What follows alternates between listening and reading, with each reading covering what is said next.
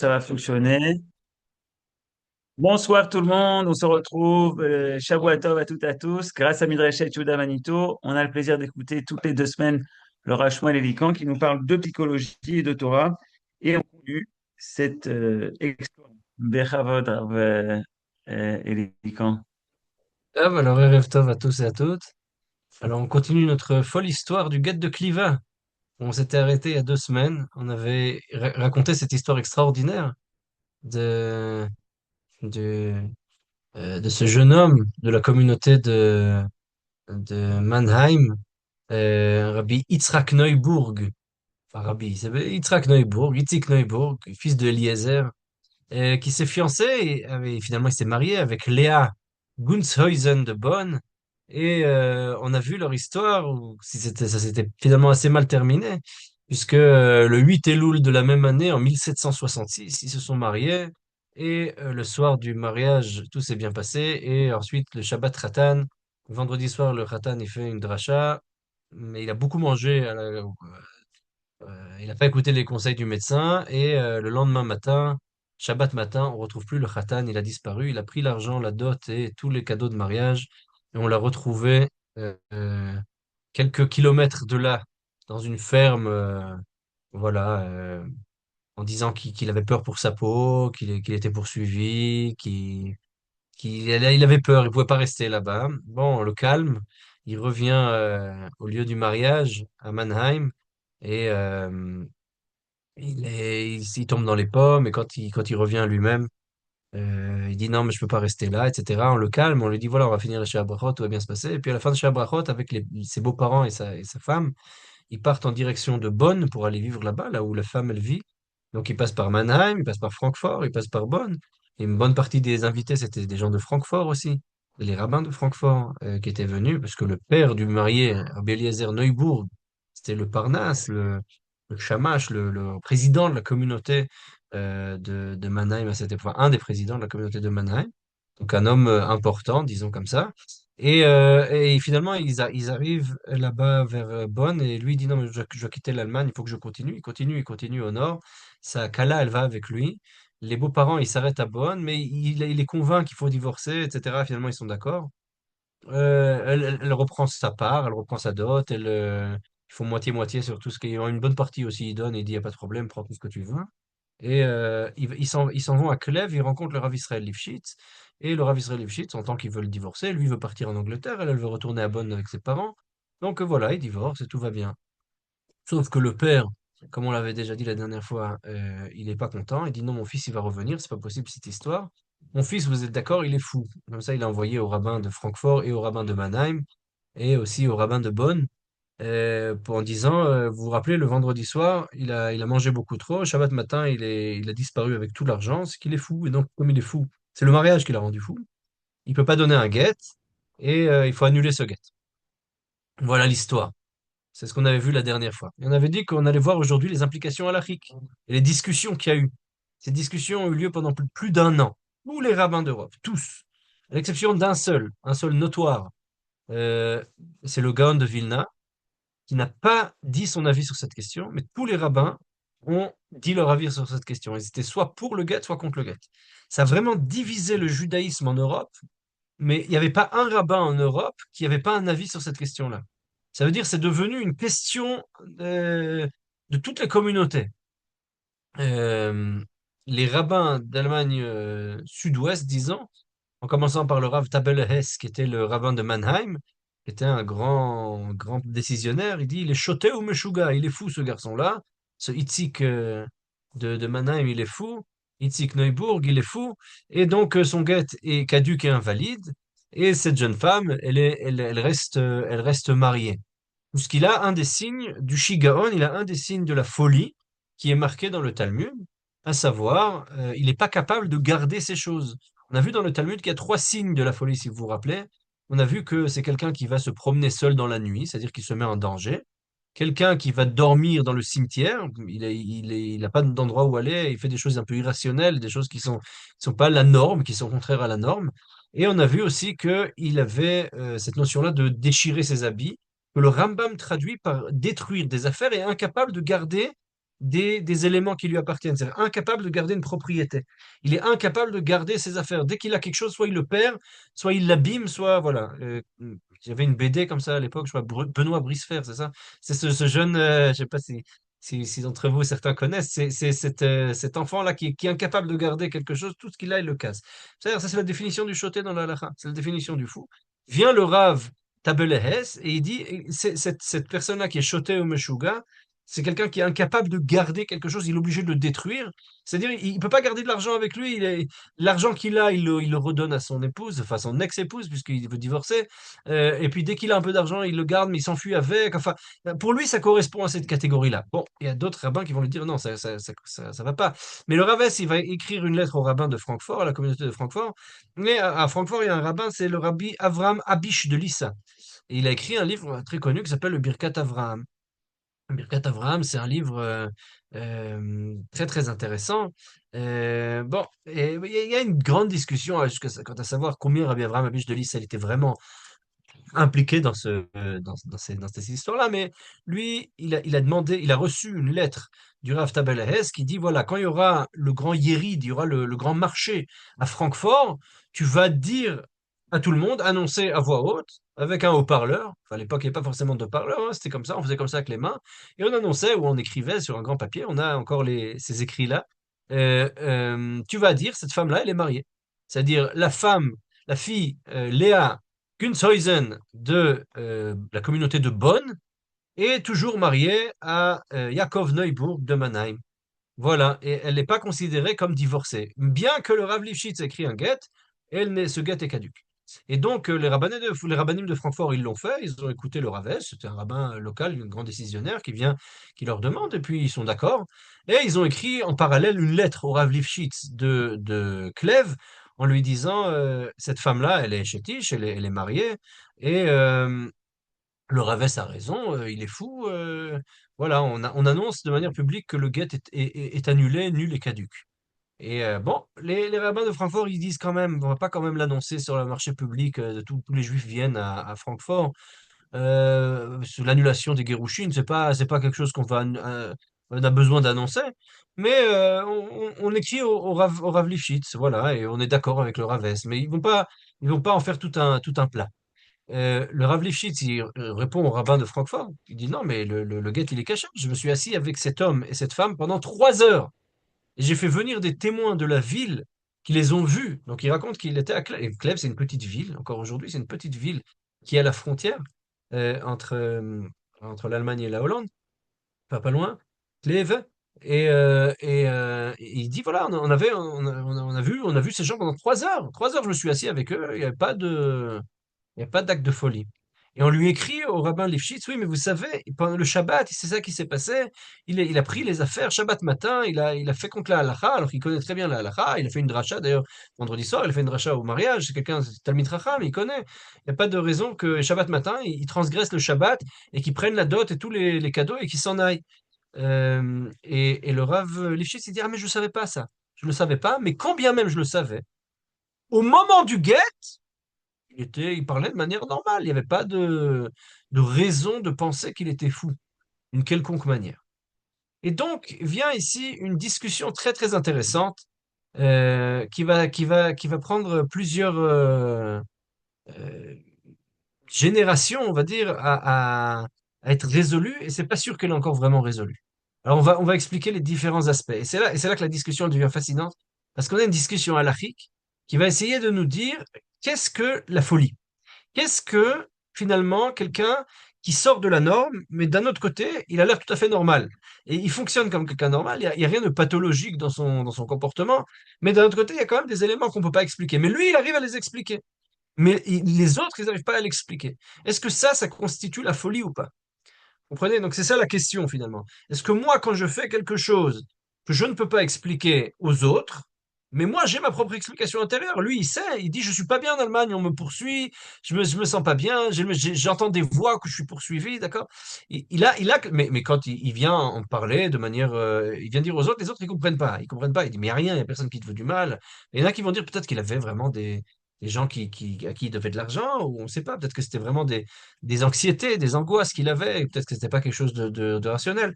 Mais enfin, de toute façon, on ne sait pas exactement ce qui se passe. C'est-à-dire, il y a ici quelque chose de l'ordre de l'inexplicable. Et lui, il a un vécu, mais après, dans tout le reste, il est complètement normatif, entre guillemets. On peut parler avec lui, tout est logique, il dit des choses normales, et il est capable de tout, il a tout son entendement et toutes ses cognitions, voilà. Donc la question ici, c'est est-ce que quelqu'un qui est considéré halachiquement comme shoté, et il peut donner le guet ou pas, et est-ce que quelqu'un qui est dans ce cas-là, comme ce jeune Itzik Neuburg, il est considéré comme shoté, il est considéré comme fou? Parce qu'en fait, dans la halakha, pour pouvoir divorcer, comme pour pouvoir se marier, il y a un concept très important qui s'appelle le concept de da'at. Da'at, ça veut dire je dois avoir conscience, je dois avoir pleine conscience. D'accord? Dans chaque acte d'acquisition ou acte monétaire ou acte juridique, judiciaire que je vais faire, j'ai besoin de da'at. C'est une nécessité de la halakha. Je ne peux pas faire un acte sans da'at. Un acte qui est fait sans da'at, il a pas de valeur. Maintenant, le concept de da'at, il veut dire quoi? Da'at, c'est très intéressant de voir un peu la généalogie de ce terme. Ce terme, il figure pour la première fois dans la Torah avec Adam et Chava. Et la deuxième fois qu'on va le revoir de manière assez étonnante, c'est dans la paracha de cette semaine. La première fois, c'est marqué Vayada Adam et Chava Ishto. Adam a connu sa femme. Donc ici, on parle d'une intimité, on parle du fait d'avoir une relation, d'avoir une proximité. Da'at, c'est la proximité, c'est la capacité de se rapprocher, c'est la capacité de faire un rapprochement entre deux choses. Et c'est aussi de créer de l'intimité, d'accord? La deuxième fois qui est assez étonnante, qui est dans le paracha, c'est Vayeda Elohim. Et c'est Dieu a su la douleur du peuple juif, du peuple hébreu. Il a vu la douleur du peuple hébreu, il a su. Vayeda Elohim. Et la question que le commentateur il pose dans notre paracha, c'est quoi? Kadosh Baruch Hu, il savait pas ce qui se passait avant. Dieu est omniscient. Comment c'est possible que tout d'un coup Dieu ne sache pas? Comment c'est possible que Dieu a dû savoir quelque chose qu'il savait pas avant? C'est quoi Vayeda Elohim? C'est quoi le fait de voir la douleur du peuple hébreu? Vayeda Elohim. Et Dieu a su. Qu'est-ce qu'il sait? Et nos sages expliquent, et ça figure de manière plus longue dans le Zohar et dans la Kabbalah, cette idée-là que la da'at, le concept de da'at, c'est se lier à quelque chose. C'est comme de la même manière qu'on crée une intimité, c'est que Kadosh Baruch Hu s'est lié, entre guillemets, au peuple d'Israël à ce moment-là, et qu'il l'a pris, entre guillemets, pour peuple. C'est ce que dit le Zohar. C'est-à-dire, il y a un moment où c'est à ce moment-là où Kadosh Baruch Hu, il nous prend pour peuple pour une première fois, dans la première étape, il y a des différents degrés de proximité avec Akadosh Baruch Hu, mais quand Vayeda Elohim, c'est-à-dire qu'il y a Akadosh Baruch Hu, dans sa prina de Elohim, il y a un lien qui va se créer, une intimité qui va se créer. Et donc, en fait, cette idée-là, c'est le concept de date aussi à un niveau moral et à un niveau des kinyanim. C'est-à-dire que je ne peux pas me marier si j'ai pas de date. Et si ma femme n'a pas de date, elle ne peut pas se marier avec moi non plus. C'est-à-dire qu'on a besoin d'être deux personnes qui ont du date, qui ont une capacité de discernement, une capacité de créer un rapprochement, une capacité de créer de l'intimité, une capacité de comprendre les choses. Euh, nos sages, ils disent dans le traité de Nedarim, Da'at kanita ma chasarta, da'at chasarta ma kanita. S'il te manque du da'at, qu'est-ce que tu as acheté? C'est-à-dire que tu peux pas faire de kinyan, tu peux pas faire d'acquisition dans la halakha. Et le concept de kinyan il est plus grand qu'acquisition. Parce que quand je me marie aussi, je fais un kinyan, mais j'acquis rien du tout. J'acquiers rien du tout. Le mariage, c'est pas une acquisition. Le kinyan dans la halakha, c'est un acte de prise de responsabilité duquel je ne peux pas revenir en arrière. D'accord? Je peux annuler le kinyan. Et je peux faire un autre kinyan. Mais je peux pas, à partir du moment où il y a un kinyan, j'ai une responsabilité sur laquelle je ne peux pas revenir. C'est la définition halakhique du kinyan. D'accord? C'est pas vraiment acquisition. C'est le fait de prendre une responsabilité face à quelque chose. Donc, quand je me marie, je fais un kinyan, d'accord? Je donne l'alliance à ma femme, je dis, Israël. C'est un kinyan, d'accord? C'est dire quoi kinyan? Makdishota, c'est quoi l'akdish? L'akdish, c'est sanctifier. Mais sanctifier, ça veut aussi dire mettre de côté, prendre à part. Et c'est finalement prendre une responsabilité envers elle. Moi, je m'engage envers elle et elle s'engage envers moi en retour, d'accord? C'est-à-dire, elle est d'accord de venir et d'accepter cet engagement-là que moi, je m'engage envers elle. Elle est d'accord avec les clauses de l'Aktuba. Donc en fait, c'est ça que le date. Le date, c'est le fait de pouvoir faire cet accord-là. Il faut avoir une conscience, et ça, c'est l'idée du date. Bon, tout ça, c'est des concepts un peu abstraits de la halakha qui sont très importants et qui nous permettent de comprendre que c'est ça qui nous permet de se marier et de divorcer. Si un des membres du couple, il n'a pas de date, alors on ne peut pas divorcer. D'accord? Je vous ai déjà raconté, je pense, cette histoire de cette dame qui m'a téléphoné des États-Unis, qui m'a dit elle a cherché pendant quelques années à se marier, et qu'elle n'a pas trouvé, et que finalement elle a trouvé un garçon génial. Le seul problème, c'est qu'il souffre de schizophrénie. Et elle me dit, si maintenant vous me donnez le stempel, le tampon, que si demain il prend pas ses médicaments, elle a une crise, il est en psychose ou je sais quoi, et que je peux quand même divorcer, je me marie demain matin avec lui. Mais j'aimerais avoir l'assurance, j'aimerais des Dayanim qui me signent que, elle m'a dit, c'est un garçon super, c'est le seul garçon bien avec lequel j'ai réussi à créer du lien. Il prend ses médicaments, il va bien, et tout va bien. Mais je suis d'accord de marier avec lui, d'amener des enfants, etc. Mais j'aimerais avoir l'assurance qu'en cas de pépin, je reste pas à Gouna, je reste pas bloqué, me sauver de guette, etc. Bon, et ça c'est une question. Donc j'ai dû téléphoner à plusieurs Dayanim et vérifier cette histoire-là. Et le Rav Herzog et le Rav Unterman, qui étaient grands rabbins d'Israël tous les deux, et ils écrivent dans leur responsa tous les deux qu'ils allaient à Kfar Shaoul donner des guettes. Et encore jusqu'aujourd'hui, il y a des Dayanim qui m'ont dit qu'ils le font. C'est-à-dire qu'il y a des Dayanim qui sont pas d'accord de le faire, mais la majorité des Dayanim le font en disant il y a forcément un moment où il y a un moment de lucidité, même quand la personne elle est en crise de psychose. Donc, quoi qu'il en soit, on va voir, ça va dépendre de cette histoire-là, de notre histoire du guet de Clèves. Le Rav Lifshitz, il dit, moi, je me suis assis avec ce jeune couple pendant 3 heures. J'ai rien vu. J'ai rien vu. Il n'y a pas de manque de date. C'est-à-dire qu'au niveau de la capacité de divorcer, il ne manque rien. Il n'y a pas de raison qu'il ne puisse pas divorcer. Et il écrit, il a ramené tous ses écrits dans un livre qui s'appelle Or Hayashar, Or Israël, pardon, Or Israël, et Or Hayashar, c'est les autres qui ont mis donc il y a eu deux livres qui ont été compilés avec toutes les lettres et les témoignages de l'époque. Un s'appelle Or Hayashar, qui vient défendre l'avis des rabbins de Francfort, de Bonn et de Mannheim, donc du sud-ouest de l'Allemagne. Et l'autre livre, il s'appelle Or Israël, qui vient défendre l'avis du Rav Israël Lifshitz. Et alors, dans les deux livres, on a des lettres de l'un et de l'autre, puisqu'ils s'écrivent tout le temps. Et alors, le Rav Israël Lifshitz, il dit, Vayeshvu etzli kmo shalosh shaot. Ils se sont assis devant moi environ 3 heures. Donc, ce jeune homme et cette jeune fille, ce jeune Itzik Neuburg et la fille Léa Gunzhausen, et on a parlé du guet et d'autres choses. Et il l'appelle Reb Yitzhak. Il dit, c'est un Talmid Chacham, je l'appelle Reb Yitzhak. Ouais, c'est quasiment un rabbin. Et il a parlé avec moi. Il a dit, j'ai rien vu. Shemetz Minao Mishtut. J'ai vu aucune trace de folie en lui. Tout ce qu'il disait, c'était absolument logique. Il parlait très bien. Il parlait Kmo She'ar Ba'alei Sechel Ve'amada, comme les autres gens qui ont du Sechel et qui parlent logiquement. Euh, les rabbins de Francfort, ils disent oui, peut-être, il parle très bien ce garçon. Mais toi, tu l'as pas vu Shabbat matin partir avec l'argent. Et en fait, si on regarde bien dans le Talmud, c'est marqué nul qu'il faut parler avec lui. Vous vous rappelez ce qu'on a dit quand on a vu dans le Talmud? C'est quoi la définition de la folie? La définition de la folie, c'est une définition comportementale, c'est-à-dire on va regarder ce que les gens ils font. Il va se promener seul la nuit, il va déchirer ses habits, ou alors il va aller dormir au cimetière. Ce sont des éléments comportementaux, ce sont des agissements. C'est pas quelqu'un avec qui on a parlé. On n'a pas besoin de lui parler. Et on a vu qu'il y avait une discussion entre Rabbi Samson de Sens en France et euh, un des rabbins de Rabbi Simcha de Speyer en Allemagne, qui lui disait non, mais Rabbi Simcha il disait il faut lui parler. Et Rabbi Samson de Sens il dit mais non, c'est pas la tradition talmudique qu'on a, c'est ce qu'on a vu au Moyen Âge, c'était une des discussions qu'on a vues. Et viennent les rabbins de Francfort et disent mais on s'en fiche que toi, Rabbi Israël Lifshitz, tu lui as parlé à ce jeune garçon. Ça nous change absolument rien. Nous, on l'a vu faire un acte de folie. Pour nous, c'est suffisant pour lui coller l'étiquette de fou. Et donc rendre caduque son guet.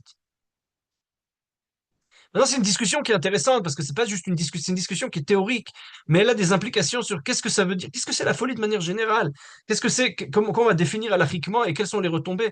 Il y a plusieurs retombées. Donc, un des arguments qu'ils vont donner, c'est le fait que le khatan, malgré tout, bon, on dit qu'il a pris l'argent avec lui mais il l'a gardé, l'argent. Vous vous rappelez qu'on a dit que le rabbin Tabel Hess, il a dit oui, mais c'est une des définitions de la folie qui ne sait pas garder les choses. Mais en l'occurrence, les rabbins de Francfort leur ont répondu, mais oui, mais il a gardé l'argent. Il est parti avec. Il l'avait toujours, il l'a gardé très fort sur lui. Donc c'est pas quelqu'un qui perd ses affaires, c'est pas comme quelqu'un qui détruit ses habits. C'est pas quelqu'un. Ok, c'est un acte de folie de partir Shabbat. D'accord, mais c'est pas l'acte de folie qui est décrit dans la Gemara. Donc pourquoi vous voulez lui coller l'étiquette de fou? C'est-à-dire, on veut bien que ce soit quelque chose qui soit quelque chose de lié aux actions et pas quelque chose auquel on parle. D'accord? Mais ce qu'il a fait, ça correspond pas aux catégories de l'Agmara. Si vous voulez être comme ça selon le livre, mais c'est pas les catégories talmudiques, c'est pas ce qu'il a fait. Donc, soit vous allez selon le livre et vous respectez les catégories talmudiques, soit vous allez selon le bon sens et vous parlez avec lui. Voilà ce que dit le Rav Israël Lifshitz. Et d'autres rabbins qui vont venir à son secours. Les rabbins allemands, excusez-moi, sont pas restés sans réponse à ça. Ils ont dit, tu as raison. Le Rav Israël Lifshitz a raison, mais c'est possible qu'on a une autre catégorie. On a une autre catégorie qui figure dans le Talmud, qui s'appelle Shotel et Davar Echad. C'est-à-dire quelqu'un qui est fou, mais pour une seule chose. C'est-à-dire, il y a un élément sur lequel il est fou, tout le reste, il est normal. Ça s'appelle Shotel et Davar Echad. Un des exemples que donne le Rav Moshe Feinstein, et ensuite on va devoir en discuter de cet exemple-là, c'est le syndrome de Jérusalem. Quelqu'un qui se prend pour le Mashiach. Alors, sur ça, il est fou, mais sur le reste, ça va. Entre guillemets. C'est comme ça que le Rav Moshe Feinstein perçoit les choses. On va voir par la suite si c'est vrai et comment les choses vont être perçues au fil du temps. Mais c'est comme ça que c'est perçu. Sur ça, il y a quelque chose qui va pas. Et sur le reste, ça va, tout va bien. Ouais.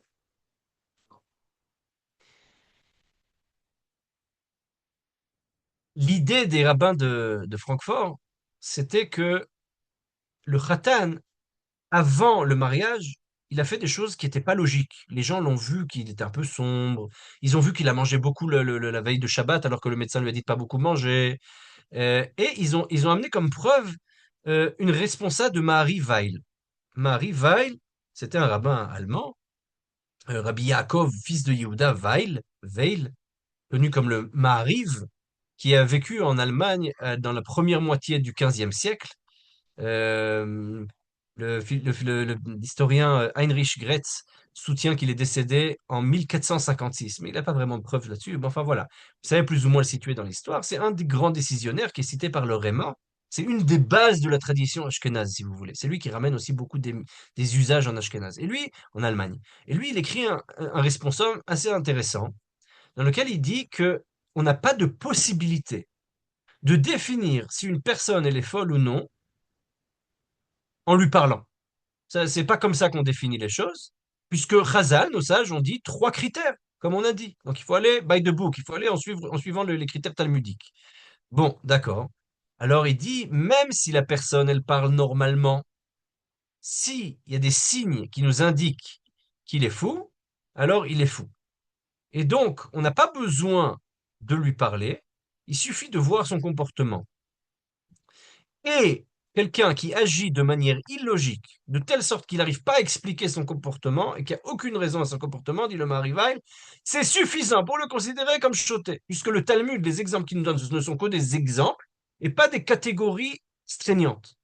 Vous prenez l'idée? Donc en fait, le fait qu'on dise qu'il soit allé au cimetière la nuit, ou qu'il se déchire ses habits, ou qu'il va seul dans des endroits dangereux la nuit, c'est juste des exemples. C'est des exemples pour des choses qu'on fait de manière qui sont et c'est pas pour rien que le Rambam il change ces exemples-là. Il va dire par exemple quelqu'un qui se promène tout nu dans la rue, ou quelqu'un qui jette des cailloux et des choses comme ça. Voilà. Donc chaque génération elle a ses exemples de folie, c'est son imaginaire de folie et les comportements qu'on va considérer comme fous. Et donc, il dit le Maharivail, bah, il suffit de faire un élément qui soit contraire à la norme sociale et que personne ne comprend et qu'il n'arrive pas à expliquer pour qu'on puisse halachiquement le définir comme fou. Vient viennent les rabbins de Francfort et disent, mais nous, on est en Allemagne. On suit le Maharivail. C'est notre tradition. Et donc, non seulement c'est notre tradition, mais nous, on a une tradition locale qui dit que c'est comme ça qu'il faut faire. Et c'est pas un rabbin qui est venu de Ostravitsa, qui était l'origine du Rav Israël Lifshitz, qui va nous dire quoi faire ici en Allemagne. On a une tradition, on est bien installé, on a une bonne tradition. Euh, on a aussi, en plus de ça, un deuxième argument qu'ils vont ramener, une tradition en Allemagne, que si tous les rabbins d'Allemagne, les grandes communautés, se mettent d'accord sur quelque chose, on a une takana, que c'est nous l'autorité locale, c'est nous le grand rabbinat, si vous voulez, et personne, même aucun rabbin d'une petite communauté, peut venir remettre en cause l'autorité des grandes communautés. d'accord? Les grandes communautés, c'était les grandes communautés allemandes, et aucun rabbin ne pouvait remettre en cause ça. Un des rabbins qui est d'accord avec ça, c'est un autre rabbin qui est d'origine hollandaise. Il est né en Hollande, il est né à Amsterdam, mais il est arrivé en Allemagne et il est devenu le rabbin des communautés de Éhou. D'accord? Donc, c'est les trois grandes communautés euh, autour d'Hambourg, Altona, ouais, et qui avait énormément de juifs. Et c'était une des plus grandes communautés. Et ce rabbin-là, il est bien connu sous le nom de Jacob Emden, Yaakov Emden, le Yahavetz. Et ce rabbin, le Rav Yahavetz, le fils du Chacham Tzvi, qui était le grand rabbin d'Amsterdam, il écrit, mais oui, les rabbins allemands, les rabbins de Bonn, de Mannheim et de Francfort ont raison. Et avec eux se joint encore un autre grand rabbin allemand, le Rav Eliezer Katznelboigen. Donc tous les rabbins allemands viennent dire, oui, ce garçon-là est fou, le guet est caduc, parce que premier argument, on suit le Maharivale, que quelqu'un qui fait un acte inexplicable et inexpliqué, c'est un signe de folie, on n'a pas besoin de lui parler pour savoir. Qu'on suit l'opinion de Rabbi Samson de Sens, l'opinion des Tosafot français et pas ceux allemands en l'occurrence, puis c'est devenu la tradition en Allemagne de suivre le Maharivale et on va selon l'action et pas selon la parole. Deuxième explication, on a une autorité, on a une takana, on a notre autorité, et il n'y a personne qui peut revenir mettre notre autorité en cause. Donc il y a deux arguments, un premier argument d'autorité et un deuxième argument d'autorité aussi. Parce que finalement, ils viennent dire, nous, les rabbins allemands, on suit le Maharivai. D'accord? Donc voilà, ça, ce sont les deux arguments qui sont ramenés. Euh, et ils en ramènent un troisième argument, euh, qui est l'argument de Rabbi Shaul d'Amsterdam, qui lui pensait que le guet était cachère. Mais il ramène quand même cet argument et bon, ils vont tourner l'argument de Rabbi Shaul d'Amsterdam. Il dit, il y a un concept de chazaka. C'est-à-dire que avant ça, le marié, s'il était fou, il pouvait pas non plus se marier. Donc il y a quelque chose qui a dû changer au moment du mariage. Et donc le fait qu'il ait changé au moment du mariage, il n'était pas mourzak keshoté, il n'était pas considéré comme fou avant le mariage. Après le mariage, il est devenu fou. Oui, mais pour pouvoir devenir fou, il faut le considérer comme fou, c'est-à-dire il faut pouvoir le déterminer comme tel. Donc il n'y a pas eu de chazaka, donc on peut pas le sortir de là. Et donc il est considéré comme quelqu'un de saint d'esprit, saint de son corps, etc.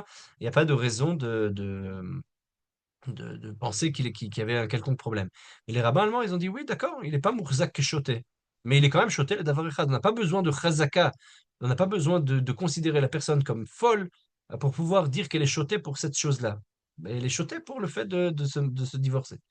Voilà, ça c'est les arguments qui ont été donnés. Là, sur ces arguments-là, il y a plusieurs retombées pratiques. Parce que ça veut dire quoi? Ça veut dire qu'une personne, par exemple, qui est en dépression. Je vous donne un exemple qui m'est arrivé il y a 5 semaines. Il y a 5 semaines, une femme me téléphone de Bnei Brak. Elle me dit, voilà, ma fille, elle est en dépression. Est-ce que je dois le dire à la chatranite? Est-ce que je dois le dire à la chatranite? Et elle me dit, de toutes les façons, en Israël, un tiers de la population elle prend des cipralex, prend des antidépressifs. Donc, il n'y a pas de raison de considérer ça comme un problème. Et puis, de toutes les façons, si moi je dis ça à la chatranite, après, elle va donner des mauvais garçons à ma fille. Alors que ma fille, c'est très possible que ça passe bientôt et que c'est juste un petit truc et c'est pas grave. Et de toutes les façons, elle est anti-poule et puis ça va passer. Il n'y a pas de raison, il y a pas de raison de considérer ça de cette manière-là. Et elle voulait savoir si, alachiquement, elle avait le droit de faire ça. C'était son avis, mais elle voulait savoir si, alachiquement, son avis était OK ou pas. Ça, c'est une des retombées du guet de Cliva. C'est-à-dire, si on considère la vie des rabbins allemands, et on va voir par la suite, il y a un des grands décisionnaires en Transylvanie, le Khelkat Yoav, qui va dire, oui, mais si les rabbins allemands, ils ont raison, ben, ça veut dire que même une personne qui souffre de dépression ou sur quelque chose, à un certain point qui la dérange, elle est considérée comme shotel et davar echad sur cette même chose. Il y a un rabbin, il n'y a pas longtemps, un rabbin américain, francophone, qui a écrit un article, il y a de ça quelques années, dans une revue en français, dans laquelle il voulait dire que l'homosexualité aussi s'appelle shotel et davar echad selon cet avis-là des rabbins allemands. D'accord? C'est une personne qui a le droit de faire tout, elle n'a pas de statut différent, sauf que sur ce point-là, elle est shotel et davar echad. C'est ce qu'il voulait soutenir, en se basant sur cette même svara. D'accord? C'est le même avis. Donc ça c'est intéressant, parce que jusqu'à où on peut prendre cet avis-là? Jusqu'à où on peut aller? Est-ce que ça veut dire quoi, shotel et davar echad? Ça veut dire, bon, il est exempté sur ce point-là, parce qu'il y a un problème là-bas, mais tout le reste, ça va, il peut faire des autres choses. Le Nodab Yehuda, le Rav Yecheskel Landa, qui était grand rabbin de Prague, il va répondre à ça. Il va dire, oui, c'est vrai, il est shotel et davar echad. Mais alors, s'il est shoté les davar echad, c'est-à-dire il est fou sur un point, d'accord, ok, très bien. Mais ce que ça permet, ça le rend, lui rend impossible de donner le get. Non, ça lui permet de donner le get. Il peut quand même donner le get parce que il lui manque pas de da'at sur le fait de donner le get. Il lui manque du da'at sur le fait de garder les cadeaux.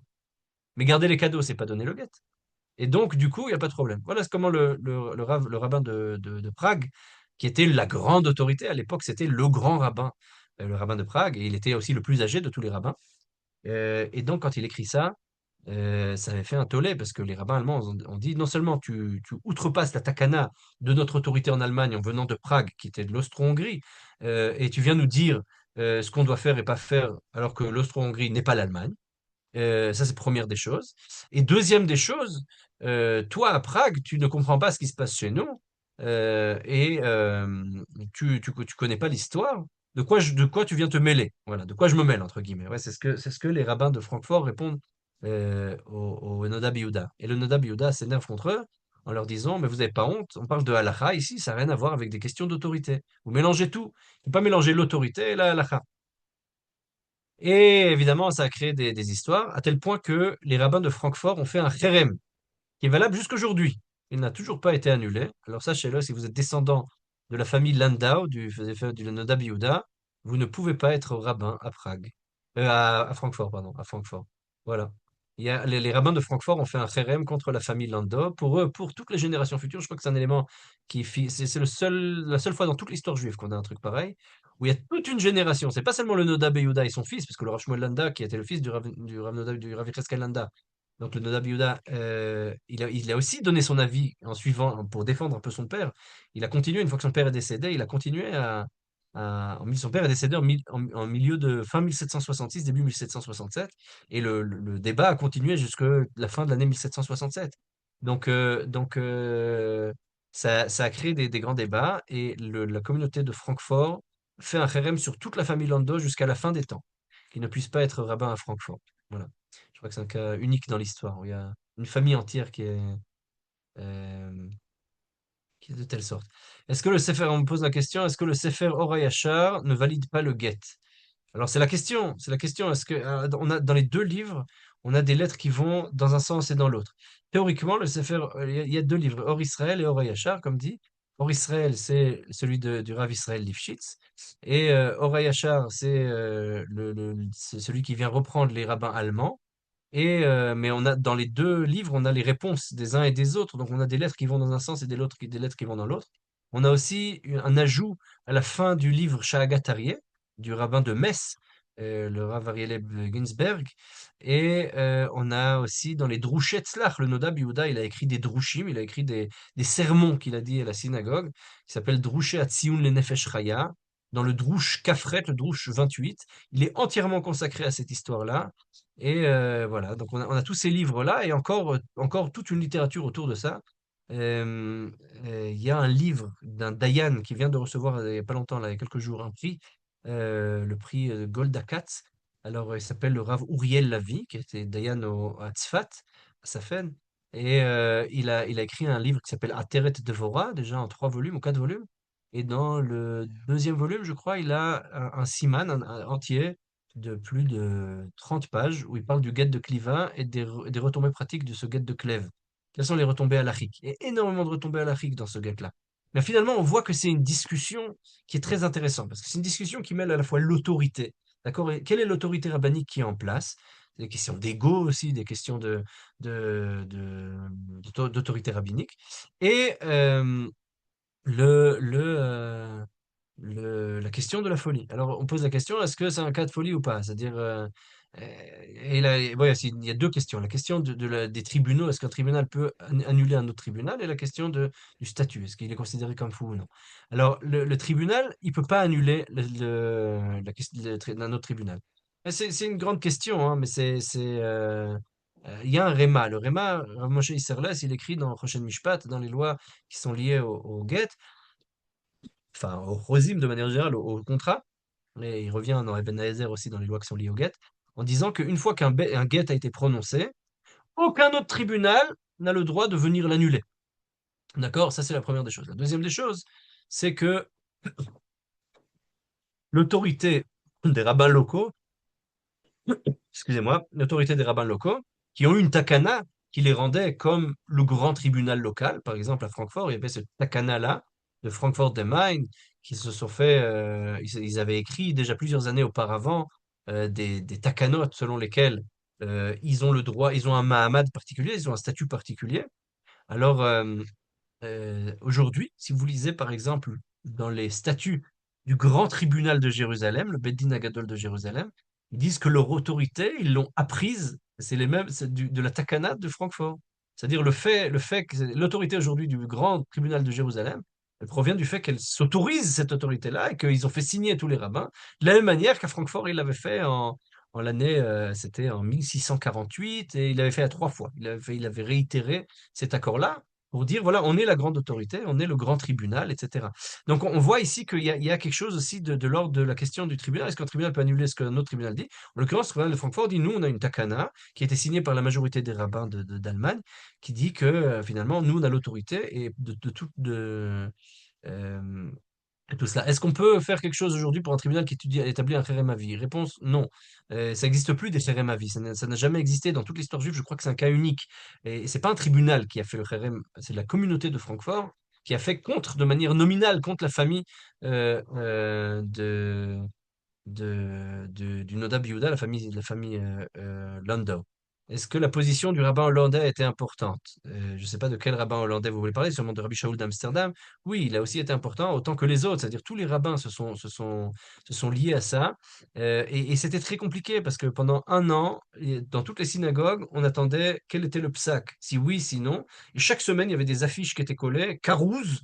On a un livre comme ça qui est sorti avec les Kourouzim, les annonces qui étaient faites, les annonces publiques qui étaient faites. Est-ce qu'elle est mariée? Est-ce qu'elle est divorcée? Est-ce qu'elle est mariée? Est-ce qu'elle est divorcée? Donc chaque semaine, il y avait un autre qui sortait, chaque fois d'une autre autorité.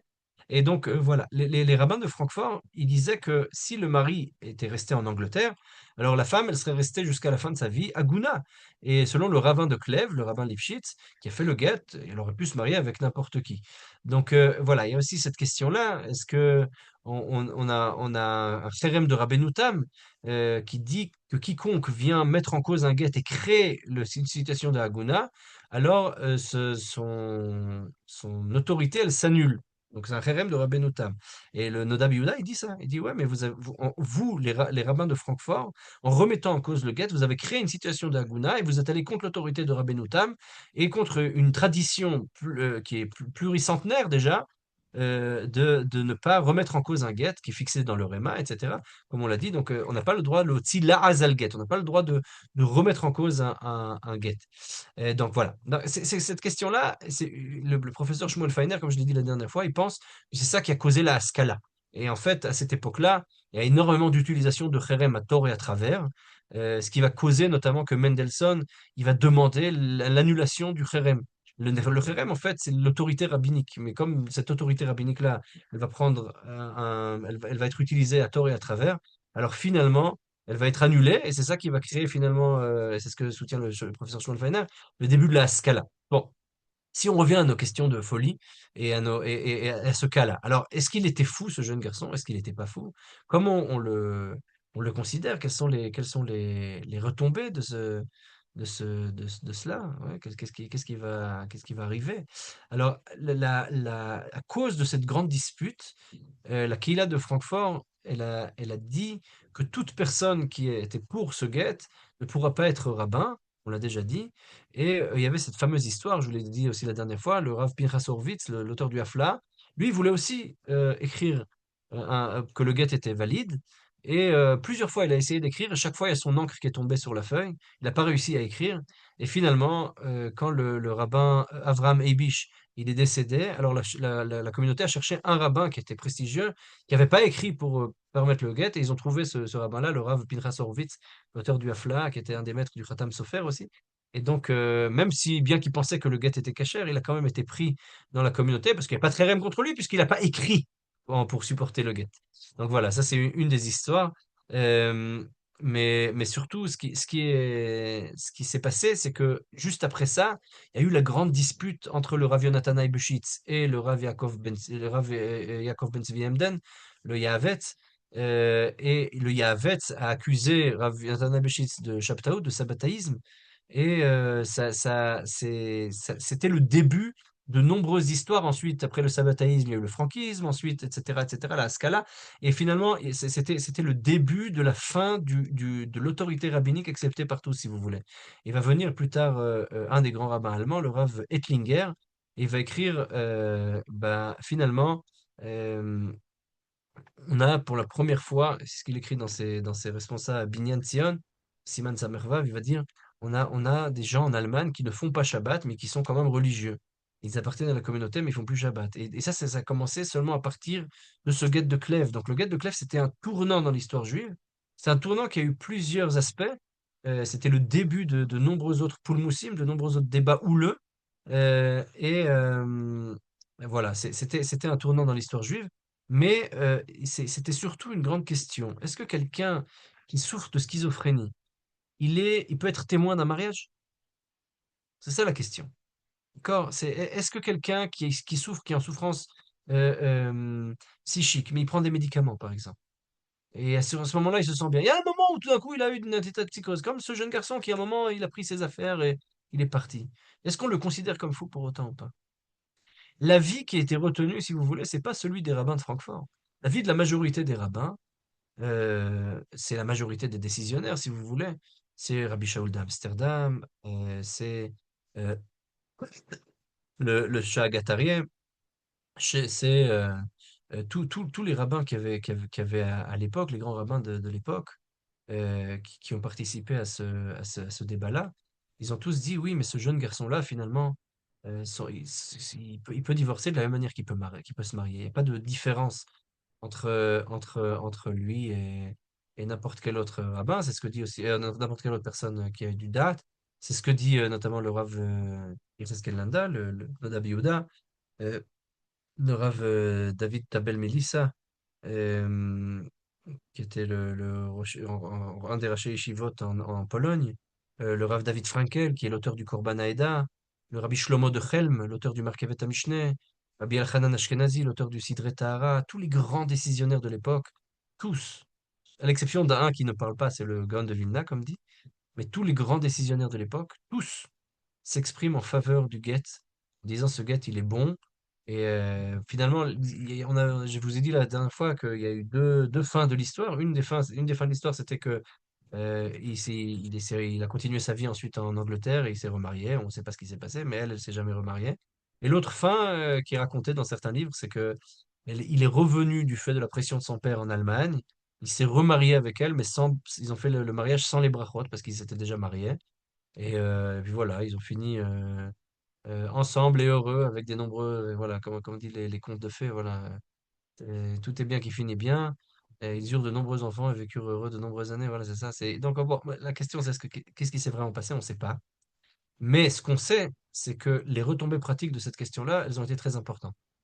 Puisque on a ici des rabbins qui vont essayer de réfléchir sur la question de qu'est-ce que la folie? Est-ce que les rabbins sfarades pensent de la même manière? C'est une bonne question. Est-ce qu'ils pensent différemment? Je ne crois pas. Et je vais vous expliquer par la suite. Ce sera Bezrat Hashem le prochain cours. Mais c'est des questions similaires qui vont se passer à Izmir, en Turquie. On va aussi avoir des questions similaires qui vont se passer en Afrique du Nord.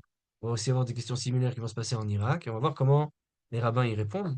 Mais les catégories sont pas différentes. On a une discussion de fond ici, qui est une discussion profonde.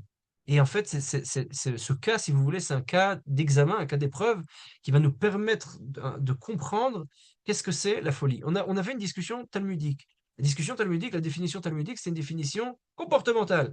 Viennent les rabbins au fil des générations. Ça commence par le Rabbi Simcha de Speyer, qui vient nous dire non, il faut parler.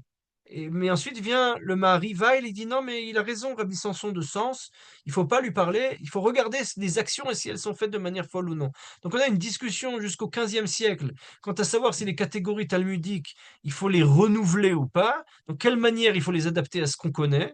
Et ensuite, on a ici ce cas d'école là qui est extraordinaire, de ce cas du guet de Clèves, qui va créer une grosse discussion parmi tous les grands rabbins d'Israël en Europe, tous les grands rabbins juifs en Europe. qui sont des sommités, des grandes autorités halachiques, qui sont des grands décisionnaires et des grands érudits, qui vont dire, oui, mais est-ce qu'un acte de folie, qui est un acte seul, même s'il a quelques indices dans l'histoire, et que finalement la personne, elle parle de manière intelligente, la personne est quand même considérée comme folle ou non? Et ça a des retombées pratiques sur d'autres choses, parce que ici, finalement, la question qui va se poser, c'est la question de quelque chose qui n'est pas de la folie à proprement parler, mais des troubles mentaux. D'accord? Donc on a ici des questions qui sont liées à la santé mentale, mais qui ne sont pas forcément de la folie. Jusqu'à maintenant, on a compris la folie, et c'est ce qu'on va pouvoir lire dans des différents décisionnaires. Euh, Par exemple, dans l'encyclopédie halachique et médicale, chez le Rav Zilberstein, dans la revue Assia qui parle de halakha et de santé, vous allez retrouver ces définitions-là. Aujourd'hui, on va considérer quelqu'un comme étant fou, halachiquement, choté, la catégorie de choté, dans seulement trois cas très particuliers. Quelqu'un qui est en pleine psychose, quelqu'un qui est dans un état de démence, d'accord, ou déjà très avancé, et quelqu'un qui est dans l'incapacité physique et mentale d'agir du fait d'un déficit en développement cognitif et de telle sorte qu'il est incapable d'avoir une compréhension du réel. Voilà, ce sont les trois définitions du choté alariquement. C'est quelqu'un qui est incapable de comprendre et de concevoir le réel. C'est pas quelqu'un qui a un acte de folie à un moment. C'est pas quelqu'un qui souffre d'un trouble mental à un moment ou à un autre, ou qui est en souffrance à un moment ou à un autre, ou qui a un épisode, même un épisode de manie, de dépression, de psycho, même un épisode psychotique. C'est pas ça. On parle de quelqu'un qui est en train d'avoir une psychose, quelqu'un qui est en train d'avoir une démence de manière active et qui peut plus agir, et quelqu'un qui est limité cognitivement dans sa manière de percevoir le monde à tel point qu'il a du mal à communiquer et qu'il n'arrive pas à percevoir le monde. Voilà, et même là, on aura une définition qui sera un peu différente du shoté. On appelle ça petit. Il y a une discussion dans les décisionnaires si shoté et petit, c'est la même chose. Mais finalement, ce sont seulement ces trois cas-là qui, dans la littérature halachique moderne, vont être définis comme shoté. Donc, et je vous ai pas ramené ici, il y a un article intéressant qu'avait écrit le Rav Shlomo Aviner il y a longtemps dans la revue Asia, dans laquelle il montrait que c'était un article qu'il avait écrit pour cette revue-là de Halacha et Santé, dans laquelle il montrait qu'aujourd'hui, la définition de la folie, elle est minimaliste dans la halakha. Si la définition talmudique, elle est très large, c'est des actions, on n'a même pas besoin de parler à la personne. Aujourd'hui, la définition est absolument minimaliste de telle sorte que le guet de Kliva a été un point de tournant, non seulement dans l'histoire juive européenne, sur tout le rapport qu'on a face aux tribunaux, face à l'autorité rabbinique, face au kherem, etc., etc., et les identités aussi qu'il y a pu avoir entre les communautés européennes, mais surtout, c'est un tournant dans notre manière de concevoir la folie. Parce que la folie, c'est plus quelque chose qui est perçu comme quelque chose de légitime ou qu'on peut accepter ou qui fait comme le roi David qui en joue comme on l'a vu. D'accord? C'est plus quelque chose. Ça va se restreindre. On va dire, mais il n'est pas fou ce garçon. Il a fait des choses. Il a fait peut-être un acte de folie à un moment, mais il n'est pas fou. Et si tu veux dire qu'il est chotelé d'Avarechad, ça ne le rend pas impropre pour autant à l'ariquement. Et donc, on a ici un changement de paradigme notoire qui va se créer. Voilà. Si vous avez des questions, je vais essayer d'ouvrir les micros. Comment on fait ça? Euh, Comment on fait ça? Voilà. Vous pouvez activer vos micros si vous voulez. Moi, j'aurais plutôt une réflexion qu'une question, c'est de savoir, vu les enjeux et vu le tournant de cette affaire du guet de Clèves, on sait par ailleurs que on a un principe, c'est énoncé dans Coëlette, Tov Yom Amavet Miyom Mhm. Ivado. Miyomi Valdo. Mhm. Voilà. Même également un autre, Tov Hararit Davar Mireshito. Mhm. Mereshito. Donc Mhm. ça s'inscrit dans je dirais la même démarche. C'est également ce qu'on dit dans les radonies, hein, sauf Maaseh, Ben Marshava, Marshava Techila. etc. Mhm. Donc, ce que je veux dire, c'est que comment se fait-il qu'on ne s'appuie pas justement sur la fin pour pour pouvoir donner pour pouvoir voir qu'est-ce qui ressort réellement, c'est-à-dire de la vie et de l'évolution ou de la fin de vie de ce mari. Est-ce que ça serait pas justement un indicateur qui nous permettrait de voir la vérité des faits Comme par je vous la l'ai dit la fin? dernière fois, il y a pas de vérité des faits. On a une fin romantique et une fin apocalyptique, si vous voulez. Donc c'est entre l'utopie et la dystopie. On ne sait pas ce qui s'est passé réellement. On a les deux figures dans la C'est ça qui est littérature. inquiétant. C'est ça qui est Ah ouais. inquiétant. Enfin, moi qui m'interpelle, comment se Mhm. fait-il on a tellement, si je peux dire, creusé dans le moindre détail, avec tellement d'échanges, etc., et qu'on ne s'intéresse pas à à la réalité de ce qui s'est passé en Je fin pense de vie. on s'y est intéressé, les rabbins de l'époque s'y sont intéressés, mais ça figure pas forcément dans les écrits. Donc, c'est pas forcément quelque chose qui a été relaté. Donc, c'est compliqué pour les historiens qu'on suit et qu'on est, d'essayer de retrouver des traces réelles de ça. On a des documents qui vont dans un sens, des documents qui vont dans l'autre. C'est compliqué. Ouais, je On a deux fins comprends. possibles. Voilà. Je comprends, mais ça me paraît un peu paradoxal, on va dire. Voilà. Ouais, j'entends. Merci pour votre réflexion. S'il y a d'autres Eh, questions. oui, est-ce que je peux dire quelque chose? Oui, bien Eh, sûr. là, cette jeune fille, elle aurait dû être avertie que ce monsieur, s'il mange trop, il aura des problèmes.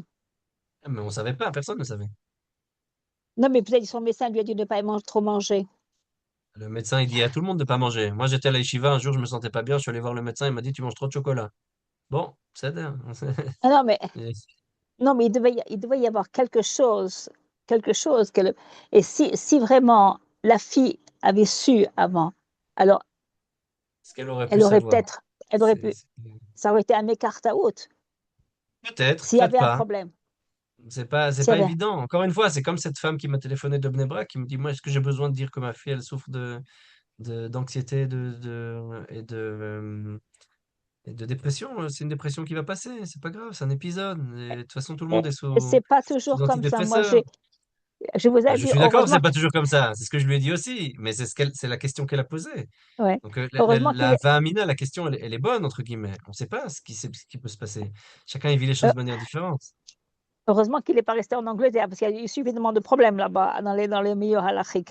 Je vous, j'ai vécu 45 ans là-bas et je vous assure, cette histoire-là, c'est typique de ce que j'ai entendu. Typique. Je suis Mais désolé de l'entendre. est-ce on n'a jamais remis en question la validité du mariage en lui-même, de la Mais Ktouba? c'est ce que j'ai dit, c'est ce que j'ai dit. Mais carte Non, à Ouais. out. tu as dit ce qui se Alors, passait avant, mais la validité de l'acte du mariage. c'était une des thèses du Rav Israël Lifshitz en disant, mais si vous voulez remettre le guet en cause, ben, remettez aussi le mariage en cause. Donc, soit vous dites, ce que j'ai fait, c'est pas bien, donc il n'y a pas de guet, mais donc du coup, vous dites qu'il n'y a pas de mariage. Donc, ok, bon, donc c'est un débat caduc, donc il n'y a pas besoin de guet du tout. Soit vous dites que il est devenu fou après le mariage, mais vous devez le prouver. Il y a pas de, c'est pas quelque chose qu'on peut dire comme ça. Et donc finalement, c'était une des thèses qu'il a énoncées. Mais les autres lui ont dit, non, non, il est devenu fou à cause du mariage. C'est le mariage qui l'a rendu fou. Il y a quelque chose dans le mariage qui était en anglais on dit un trigger, Déclencheur. comme en hébreu aussi c'est repris ce terme-là dans cet anglicisme. Quelque chose qui est un déclencheur. Déclencheur. Voilà, c'est comme l'allumette qui va faire prendre qui va embraser toute la chose. Bon, est-ce que c'est vrai? Est-ce que c'est pas vrai? On n'en saura jamais rien. J'ai vu un psychologue essayer d'écrire sur cette histoire-là en disant que il souffrait de schizophrénie paranoïde et qu'il y a des éléments qui sont déclencheurs de la schizophrénie paranoïde, notamment un grand stress, notamment après un mariage, etc. Bon, et que c'est pas lié à la nourriture. Et bon, il y a des gens qui essayent qui s'essayent à toutes sortes de thèses. C'est compliqué, on lui a pas parlé, donc on ne sait pas. On a peut-être qu'il souffrait pas de schizophrénie paranoïde, peut-être il avait juste des angoisses, peut-être il avait vraiment des dettes et qu'il était poursuivi, on ne sait pas. C'est compliqué. Donc, Ah, parce que j'ai voilà. Ah, entendu, il y a eu beaucoup de cas. Il y a eu beaucoup de cas comme ça. Et quelquefois, les rabbins et les docteurs qui étaient religieux disaient aux jeunes, ah, il n'y a pas besoin de lui dire. Tu n'as pas besoin de dire à la fille ou tu n'as pas besoin de dire au garçon. Et après, c'est une catastrophe. Bien sûr, c'est très important de dire si quelqu'un il souffre. Alors ça, je le Ouais, dis, si quelqu'un il souffre ouais, d'une quelconque chose, ça fait partie de la construction du exactement. couple. Je pense que c'est des choses qui sont évidentes. Si un couple il veut se construire, il doit se construire sur la confiance et sur Abs- l'honnêteté. C'est pas possible absolument. de cacher des choses et ensuite se marier et découvrir des choses après le mariage qui peuvent changer toute la donne et laquelle la personne n'était pas Ouais, ouais, forcément prête à s'engager à la base. Oui, ça c'est évident. Mais là, en l'occurrence, on savait pas. Personne ne savait rien du tout. C'est ça la question. C'est arrivé tout d'un coup et c'était un épisode très périodique.